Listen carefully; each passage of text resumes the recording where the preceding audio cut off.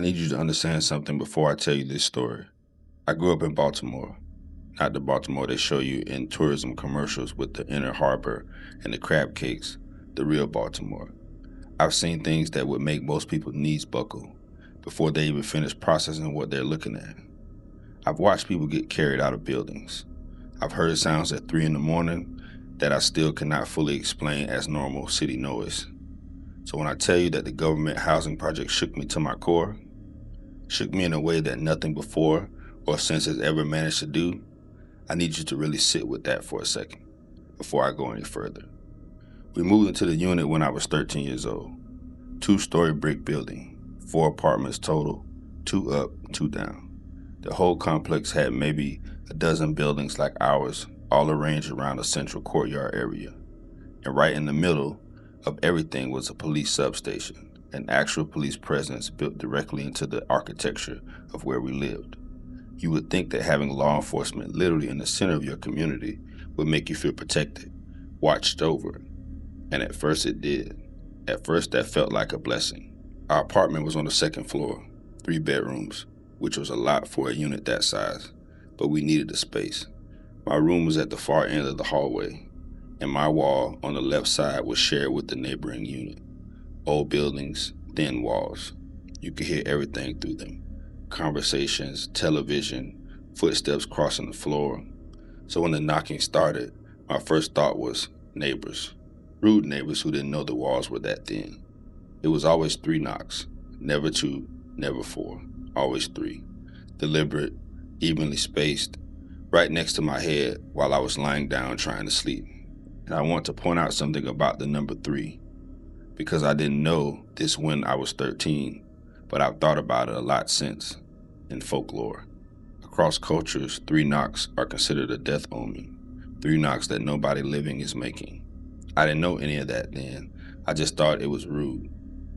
So one night I knocked back 3 times, matching the rhythm, just to let whoever it was on the other side know that I could hear them and they were keeping me up. That was my first mistake. Because the second the echo of my 3rd knock faded out, my entire body locked up. Not like I decided to stop moving, like the ability to move was taken away from me completely. I couldn't turn over, couldn't push myself up, couldn't open my mouth wide enough to make any real sound. My eyes were half open and I could see the ceiling, and there was nothing I could do about the weight that was pressing down on my chest. Not something I could see, something I could only feel. The way you feel about a person standing directly behind you in a dark room, that pressure, that absolute knowing that something is there. Whatever it was sat on my chest for what felt like a very long time. When it finally released me, I could move again. I stayed perfectly still until the sun came up because I was not willing to close my eyes in that room for the rest of that night. I didn't tell my mother, not yet. I was 13, and I thought I had to handle things on my own. I figured if I didn't say it out loud, I could manage it. Then she came to me. About 3 weeks after my experience, my mother pulled me aside one morning before school. She was trying to sound casual, but her voice was doing that thing when she was scared and working to hide it. She told me that a few nights before, she had woken up because she felt someone get into the bed next to her, not roll over into it, not fall into it, get in slowly and carefully, the way you move when you're trying not to disturb someone who's sleeping. She said she lay there completely still for a full minute, maybe longer, trying to convince herself that it was her imagination. Then she turned over, nobody there. Just an indentation in the mattress beside her. She reached out and touched it, still warm. After that, she started sleeping in my room. She never explained why. She just started showing up at my door with a pillow. I didn't ask her about it. We understood each other. Now here's where the part that I know sounds dramatic, but I promise you I am not exaggerating a single detail. One afternoon, I was home alone. Everybody else was out, which was rare, and I was in my room doing homework with the door open, the way you do when nobody else is around. I went down the hall to the bathroom, and I left the bedroom door open behind me. I'm in the bathroom maybe 5 minutes. I hear the bedroom door slam, hard, like somebody furious slammed it. I came out, I looked down the hall, nobody there. Walked to my room, opened the door, went in, and sat back down on the bed. It slammed again. I went to the back door, opened it, checked both sides of the hallway, nothing. Went back, sat down, slammed. I did it 4 times. Nothing. Went back, sat down, slammed. I did this 4 times. 4 times I opened the door, confirmed the hallway was empty, sat down on the bed, and it flew shut again. By the 4th time, I was not scared as much as I was deeply tired of the whole situation. So on the 5th time, I stood in the middle of the room and I said quietly, because I didn't have anything dramatic left in me, "Please stop." It stopped, and that door never slammed on its own again for as long as we lived in that apartment. I've thought about that moment more than almost anything else that happened in that unit. Whoever was in that apartment responded when spoken to directly. My mother experienced someone getting to her bed slowly, carefully, like it was being considerate. My experience with the paralysis immediately after I knocked back on the wall, the door stopping the moment I addressed it out loud. It felt like something that wanted to be acknowledged, wanted to know it wasn't being ignored. And once we stopped pretending it wasn't there, something shifted. The last thing I'll tell you about this place is the marble sounds. They started about 2 months in, and they never fully stopped until the day we moved. Always at night, between 2 and 4 in the morning. A marble would drop onto the linoleum floor, then dropping again from the exact same spot and rolling the exact same path, over and over, like something looping. We searched everywhere, pulled things apart, checked inside the walls. There was no marble. There was nothing that could have been dropping and rolling. Every person in that apartment heard it independently at different times, and every one of us described the exact same sound. We moved out after 8 months. My mother said it was for a better opportunity somewhere else. She has never discussed what happened in that apartment, not with me, not with anyone as far as I know. I've never pushed her. Some things you decide to leave behind when you walk out of a door for the last time. We left that one in Baltimore.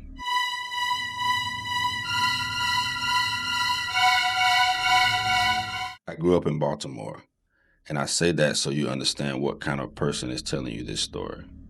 I've been kidnapped at gunpoint as a teenager. I've seen unalivings happen in daylight. I've seen bodies. I've been through situations that taught me on a cellular level exactly where my threshold for fear actually sits. I know what scared feels like from the inside. I know the difference between the kind of scared where your body gears up to run or fight, and the kind of scared where some part of your brain just goes completely quiet because there's no category for what's happening to you right now. This story is the second kind, and it's the only paranormal experience I've ever had in my entire life. I'm not somebody who sees things. I don't have feelings about places. I don't get shook easily. I am genuinely not the type, which is exactly why this night stayed with me the way it has, and why I'm telling you now. You have to understand the geography of Baltimore to understand why this place exists at all. This city will take you from the deepest hood to the purest wilderness in literally 10 minutes. One direction, everything you've seen in every documentary about this city. The other direction, trees, country roads, nothing for miles. Loch Raven Reservoir is out in the sticks. A massive body of water that supplies drinking water for the whole city, surrounded by over 50 miles of trails and forests, with these narrow winding roads that go nowhere. Useful at 1 in the morning. Me and my boy used to drive out there late to smoke. Just cruise the empty roads with the windows down. And off one of those roads, there's a turnoff to a park. Pretty sure it's Cromwell Valley. This 460-acre stretch of woods and open fields only accessible by car because the roads are too narrow and dangerous to walk. The parking area is barely a parking area, just a handful of gravel spots at the edge of a big open field, with trees on 2 sides and a field going off to the left. What I didn't know at this time is what that ground had been holding on to. An entire town called Warren, Maryland, over 900 people. Churches, schools, factories, was deliberately flooded in 1921 to expand the reservoir. They bought the town. They dismantled it. They let the water in for decades. You could see the top of the schoolyard flagpole sticking up above the surface. It's been gone a long time now, but it's still down there under the water. The park itself has slave cemeteries on the property, listed on Baltimore County's own official documentation, colonial area ruins going back to the early 1700s, and the British soldiers marched right through the corridor of the roads in September 1814, heading towards Baltimore before the Battle of Baltimore stopped them. The battle that put the Star-Spangled Banner into existence. I'm not saying any of this explains what happened. I'm saying the ground has been carrying a lot for a long time. So 1 in the morning, we pulled into a gravel lot. I killed the engine. My boy started setting up and breaking down on a CD case sitting on the dashboard. Dark out except the moonlight and the stars. Open field to the left, tree line at the far edge of it, maybe a football field away. I look to my left, and at the edge of that field, right where the grass meets the trees, there's what looks like a flashlight, far enough away that it doesn't feel threatening. Just odd. Somebody out in the park. I look to my left at the edge of the field, right where the grass meets the trees. There's what looks like a flashlight, far enough away that it doesn't feel threatening, just odd. Somebody out in the dark with a flashlight at 1 a.m., Baltimore. I mention it, my boy shrugs, we keep going. Then I look again. The light is up in the tree, not on the ground, several feet up in the branches, like somebody climbed into a tree in the dark in the middle of the night. I say something like, "Why is somebody up in the tree right now?" And my boy says, "I don't know." We both watch for a second because it's strange, but not alarming, not yet. Then we start hearing pops, small sounds far away, like little firecrackers. I actually laugh a little bit. I said something like, "He's out here shooting off fireworks? That's what the tree climbing is about?" Whatever.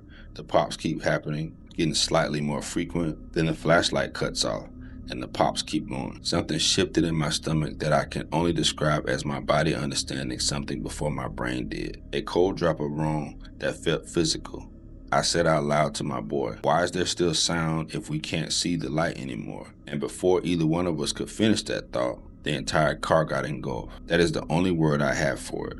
Every direction, all at once, explosions going off so close to the vehicle that I felt each one in my stomach. The entire car got engulfed.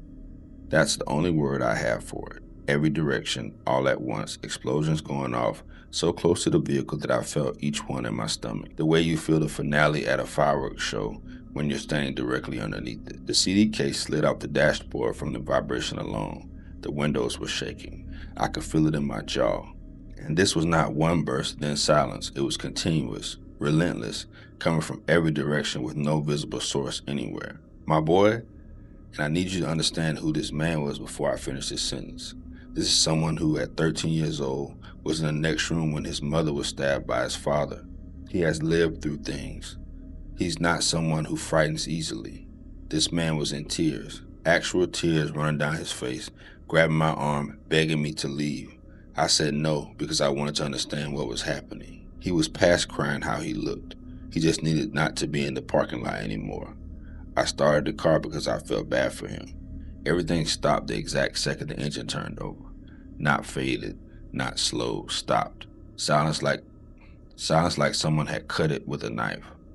We sat there for maybe 30 seconds without saying a word. He told me afterward that what he heard sounded like a stampede of horses running circles around the car. This is the exact description. A stampede circling us. I'm not a historian. I'm not going to tell you what that was. But I know British soldiers marched through those roads. I know that ground had been through things. And when he said stampede, that's what came into my mind. About 10 years later, I emailed the park and I asked them directly, has anyone in the entire history of this location ever reported anything paranormal? Anything? Any strange experience? Unexplained sound? Anything at all? They said no. Not one report, not one time, ever. I've spent a decade trying to find a rational explanation. I've gone through gas leaks, wildfire, acoustic effects, anything I could think of. None of it accounts for why everything stopped the exact moment the engine started. I live in Baltimore. I've seen things, and this is one night I still cannot account for.